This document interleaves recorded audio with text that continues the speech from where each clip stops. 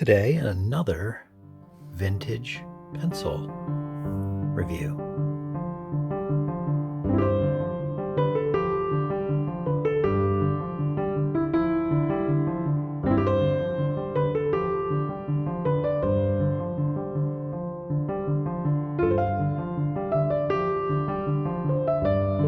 Hello everyone. Once again today we have a pencil whose manufacturer is unknown to me. And these came in another bundle of pencils from a thrift shop, I believe. And I guess one curious thing off the bat. In this particular bundle of pencils, there were several that had this weird carving at the top, like it was put in some type of machine that was not functioning properly. There were several pencils. Only one of these Cascades was that way, but I don't know what that might mean. Anyway, the other unusual thing about these pencils is 3 of them are in an orientation for a left-hander, while 1 is in standard right-hand orientation, meaning the ferrule is such that the writing would be, for a right-handed person, showing in the correct orientation, not so for a left-handed, as this is. Let's take a look at what we have here. Unbranded mystery pencil. I don't know who made it or when. It says Bonded USA, and as I've said in previous videos, the name they use for their bonding process, that is the process by which they affix the lead core, the graphite core inside the pencil. Different companies had different trademark names for that, but a lot of companies used the generic term bonded. Sometimes if it says something other than bonded, like core locked or anchored lead or chemi-sealed or some such, that will tell you who the manufacturer was, because that's a trademarked term they're using. But bonded is so generic that doesn't really give us a hint. There's another mystery R5 here at this end. We have 2 black squares, Cascade, C120, soft. Number 2, there's that R5. See, the ferrule has 2, I'm going to call that 2 brown bands. Kind of a brassy color, but I don't think it's brass. Chrome. Kind of a goldish, brassy chrome. And it is pressed on, not punctured and crimped at either the pencil end or the eraser end. Standard pink eraser is hard from age, as you would expect. But again, don't know when these were manufactured or by whom. The design of the pencil makes you think latter half of the 20th century, so 60s to 90s. That doesn't really narrow it down a whole lot. The ferrule, maybe someone will recognize and can say, well, that looks like a ferrule made by such and such a company. I'm not skilled enough to determine that. Let's take this one that's already damaged, and I'll sharpen this one.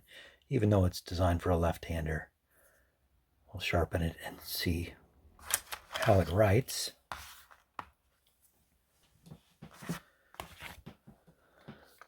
We'll use the deli sharpener.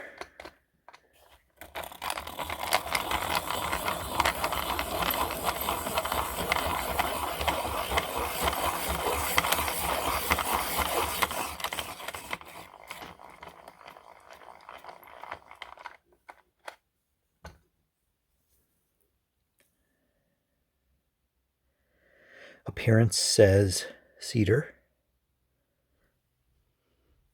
Smell test says cedar. So probably manufactured,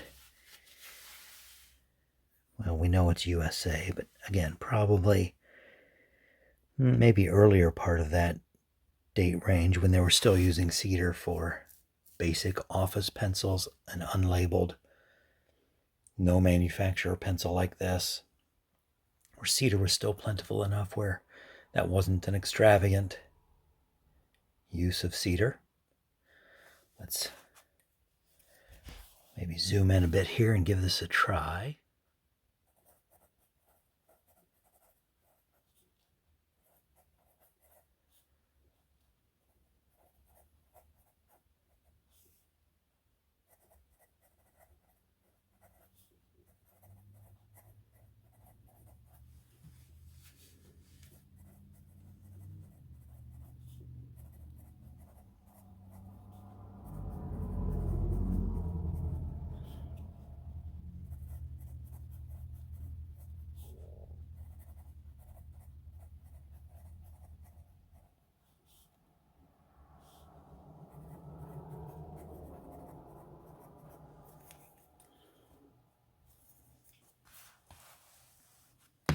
There's my Ticonderoga for comparison. It's a more orangey yellow, more gold yellow than the Ticonderoga.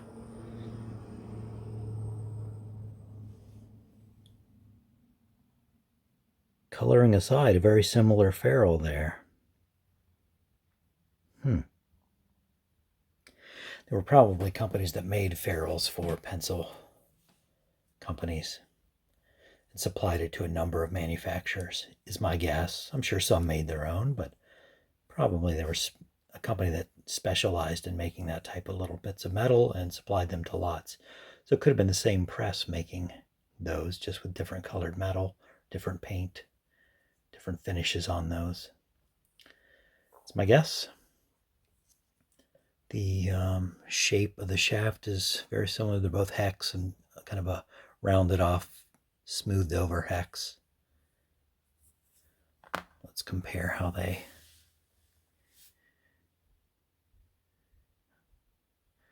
both write.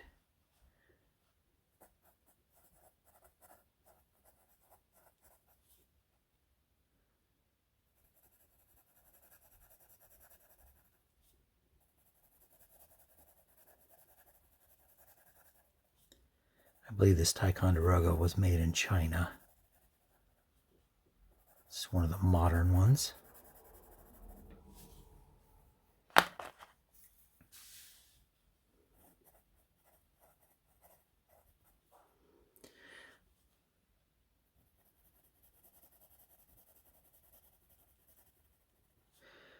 Starting to think no matter what I compare against this Ticonderoga, if it's a number 2 pencil, it's going to be lighter than the Ticonderoga, which I've been assuming means all the pencils I'm trying have a lighter than average number 2 graphite. But I'm now realizing it's possible this Ticonderoga just has a slightly darker than usual graphite formula. Possible, because if we look here, once again, it looks to me like the Ticonderoga is a little bit darker than this mystery Cascade pencil, if my eyes don't deceive me. So once again, I'll ask for your help, any of you pencil people out there. This mystery Cascade pencil in sinistral orientation or in right-handed orientation. Do you know who made this, or when, or where? Probably Tennessee, because a lot of the pencils during that time period in the US were made in Tennessee, and some still are. It's a nice pencil, kind of a standard office or school pencil. Nothing super out of the ordinary, but part of my collection now. I'm glad to have found it. I appreciate you watching, and I hope to see you here again next time.